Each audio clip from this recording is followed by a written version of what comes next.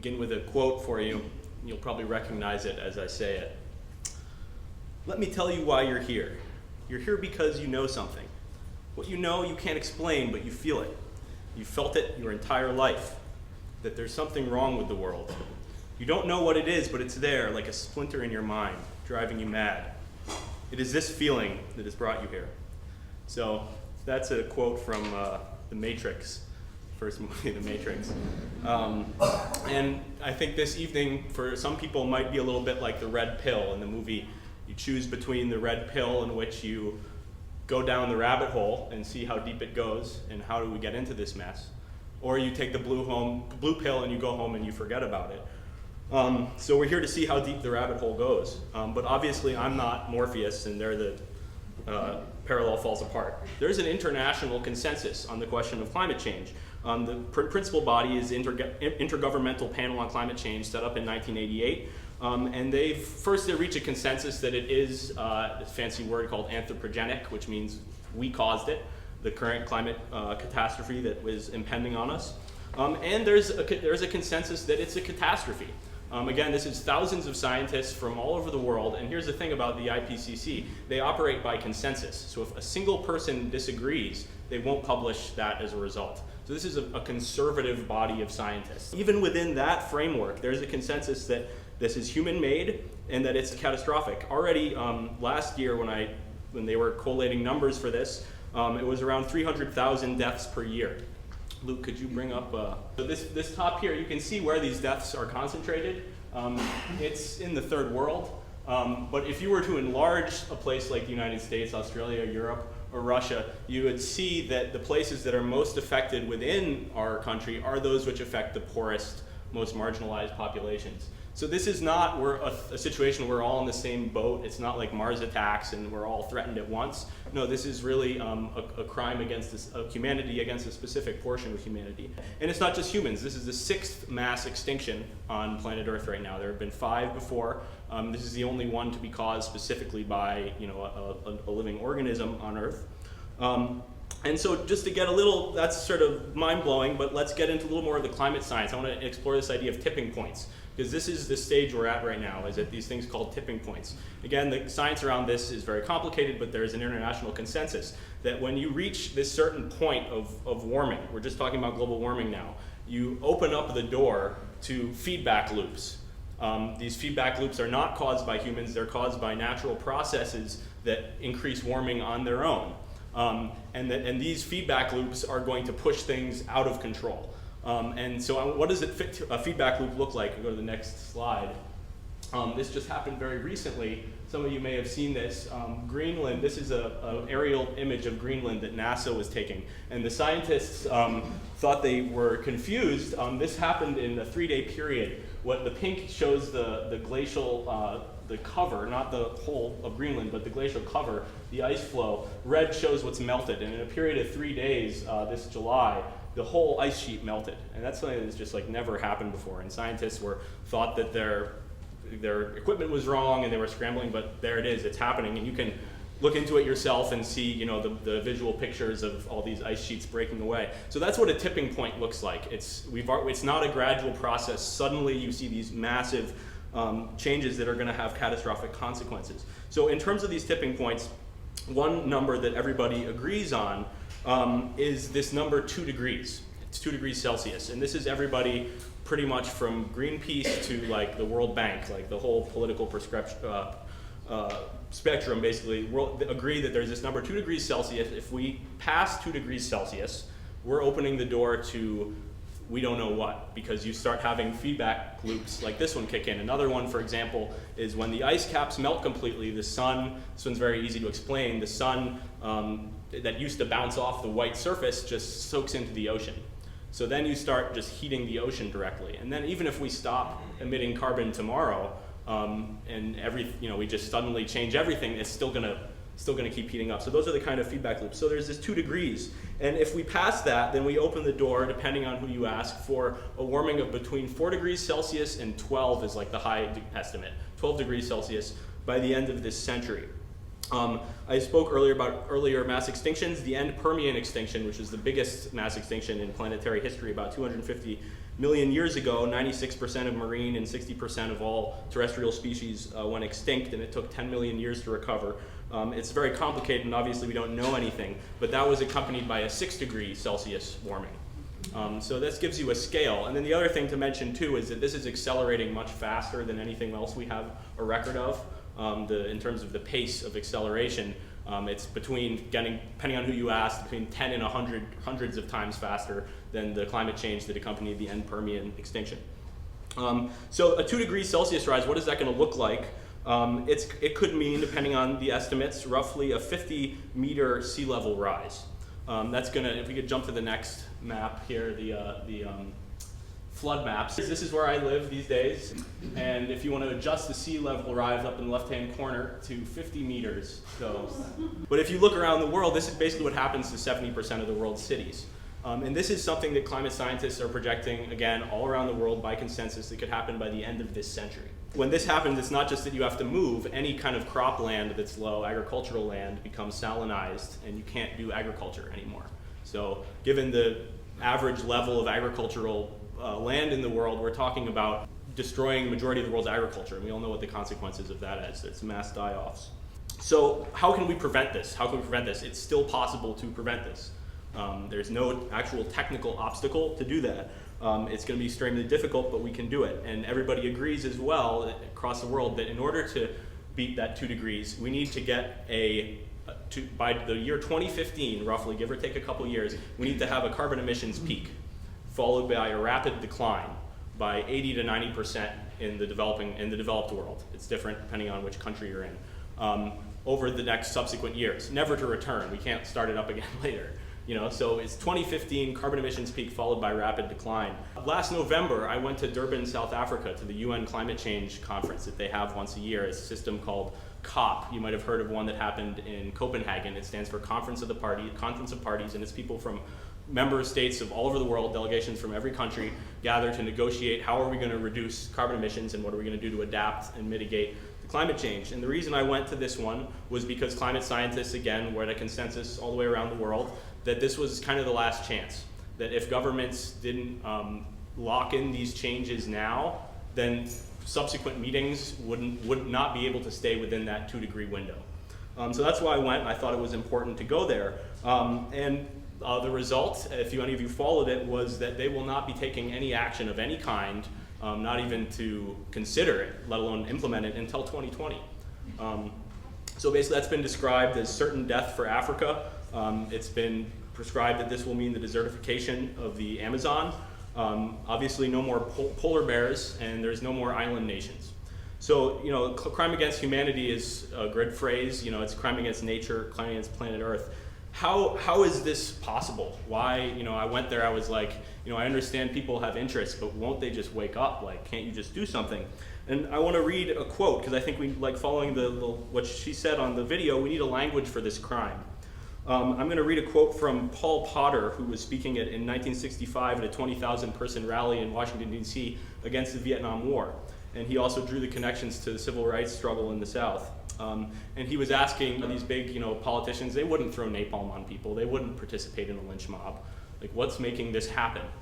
And he says, what kind of system is it that allows good men to make those kinds of decisions? We must name that system. We must name it, describe it, analyze it, understand it, and change it. For it is only when that system is changed and brought under control that there can be any hope for stopping the forces that create a war in Vietnam today or a murder in the South tomorrow. So we have the same task. We need to name the system that is creating climate change, that is making good people all around the world make decisions that are condemning their children and their children's children to catastrophe. It's Obama and Romney both love their kids, but they're both them with equal speed and alacrity, pretty much, pushing forward this apocalyptic machine. Nobody's talking about getting to that 2015 emissions peak. It's just about how fast we exceed it. So what's the language for this crime? Well, certainly that language would have to include the word capitalism. And we're never going to completely understand capitalism and fit it into a soundbite, but so we need to say that because that's important. But on the other hand, I don't want to cop out. there is a way we can describe this. The first thing to say is that it's not an economic system. It's a social system which creates this thing we call the economy, and then proceeds to subordinate all of human and natural life to this thing that we call the economy. Before capitalism, economics was sort of like another thing. You know, maybe you had trade, you had relationships, but you had the commons, as Daniel was mentioning.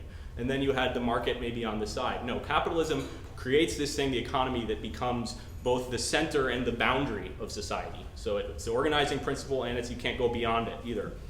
I'm going to give you a little, if we can jump to this slide, number 3. So this is a device to let us understand how money and commodities being anything that's produced for sale on a market, interact. So in the beginning, the sort of ideal situation, you had barter, right? You had just direct exchange of commodity for commodity, right, on that top one there. Then you can start to think about how money would enter into this equation. And you have a commodity, and then you sell that commodity for some money, and then you can go use that. So, I make strawberries, etc. You've heard all these textbook examples. This is where capitalism enters into the picture, where the goal is no longer the commodity.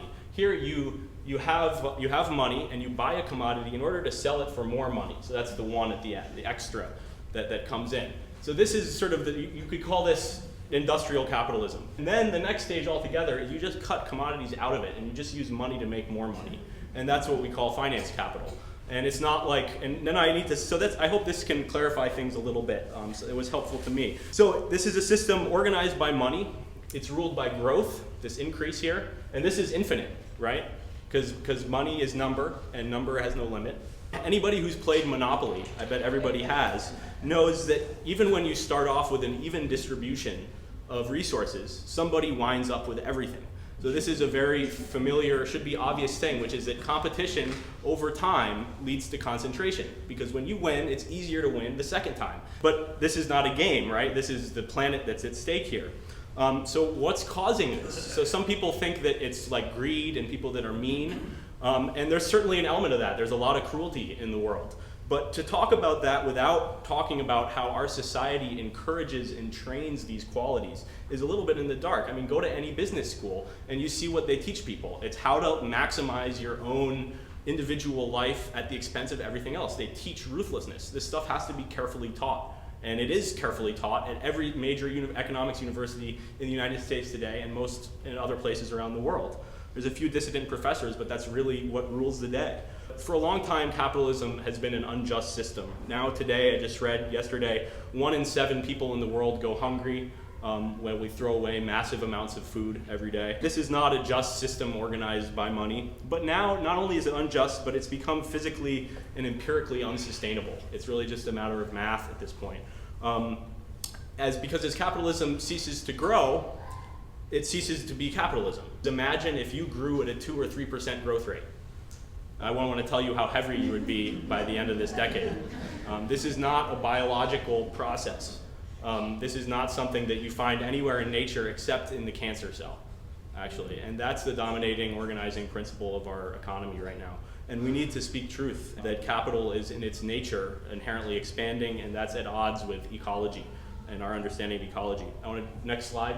And basically the idea of climate justice is that solutions aren't going to fall from the sky. They're going to arise from below. And I want to say that this uprising, this global uprising that is happening around the world right now, and we need to be tuned into it, is not white, it's not middle class, and it's not led by Al Gore. This is something that has a totally different face. What you saw around the Keystone Pipeline in the United States, this is the tip of an iceberg of a global movement that we really need to be tuned into, sweeping South America, South Asia, lots of Africa. And the fact that we don't all know about it and are not making it our life's work to make this movement grow here is not our own fault, but it's because we're systematically made ignorant by our mass media. So this is not just me, some crazy person. This is mass millions of people are talking about capitalism and its relationship to climate justice. So what is socialism? I think we need to reconsider this if we're going to try to change capitalism. It's worth considering. So I'm going to read some ideas to you about some different perspectives on what socialism or communism might be. I'll go right to the great Satan first. Here's Karl Marx in the Communist Manifesto. Says we should organize a society around the principle of from each according to their abilities to each according to their needs. In the conclusion of the manifesto, he says, we shall have an association in which the free development of each is the condition for the free development of all. That doesn't sound so bad. Well, let me read you another quote now, and maybe you can guess what it's from. And the multitude of them that believed were of one heart and of one soul. Neither said any of them that aught of the things which he possessed was his own, but they had all things in common. Neither was there any among them that lacked, for as many as were possessors of lands or houses sold them, and brought the prices of the things that were sold, and laid them down at the apostles' feet. And distribution was made unto every man according to as he had need. Well, that's from the Bible. That's the chapter 4 of the book of Acts. So that doesn't sound so bad either. What's going on here? So now our alarm bells are ringing and we say, well, we need free enterprise, we need individuals, and it's really important that we have individual liberties because we don't want some totalitarian thing that we have been taught to think that that's what communism is. So I want to read a final quote here about that hits this question directly on from someone who I think we all trust to some extent, Albert Einstein, who in 1949 in an essay titled Why Socialism said the following thing. This crippling of individuals I consider the worst evil of capitalism. Our whole educational system suffers from this evil. An exaggerated competitive attitude is inculcated into the student who is trained to worship acquisitive success as a preparation for his future career. I'm convinced that there is only one way to eliminate these grave evils, namely through the establishment of a socialist economy accompanied by an educational system which would be oriented towards social goals. In such an economy, the means of production, the factories and agricultural fields, the means of production are owned by society itself and are utilized in a planned fashion.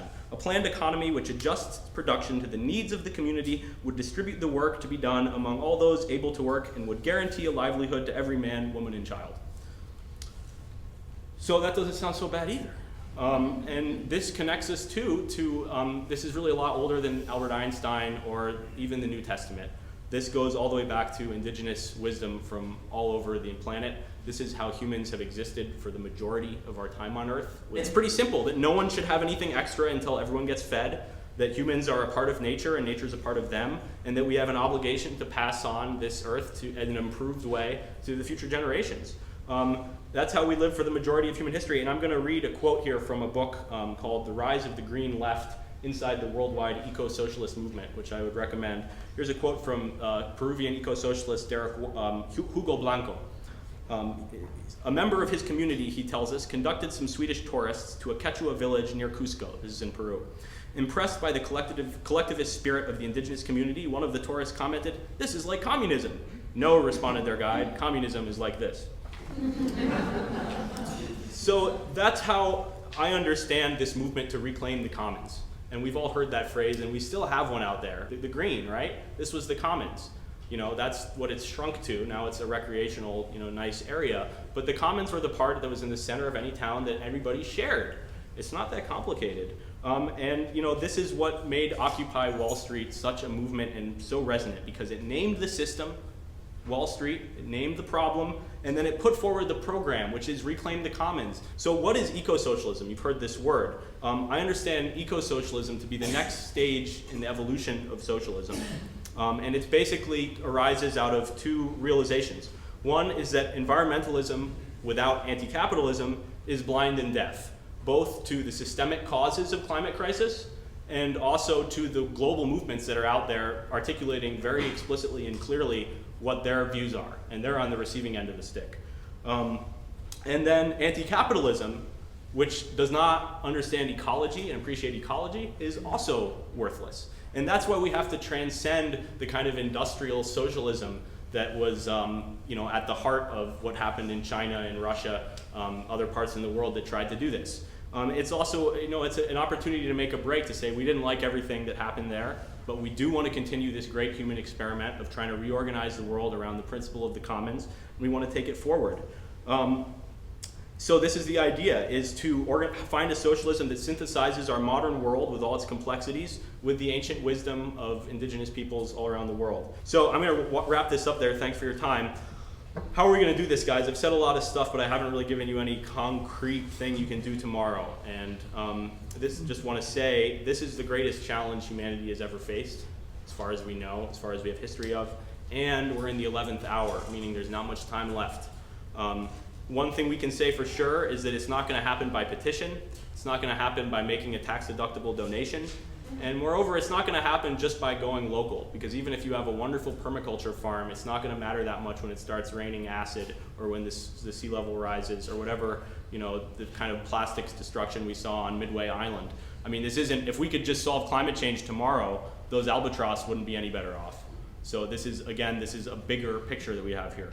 And it's not going to happen by voting, at least at this point, because there is no candidate at this point is even talking about anything close to this in this country. There are in other countries, and maybe at a local level we can start making that happen. That's worth talking about, I think. So I'm going to say another quote from The Matrix because I can't resist. The Matrix is a system, Neo. That system is our enemy. But when you're inside, you look around, what do you see? Businessmen, teachers, lawyers, carpenters. The very minds of the people that we are trying to save. You have to understand, most of these people are not ready to be unplugged, and many of them are so inured, so hopelessly dependent on the system that they will fight to protect it.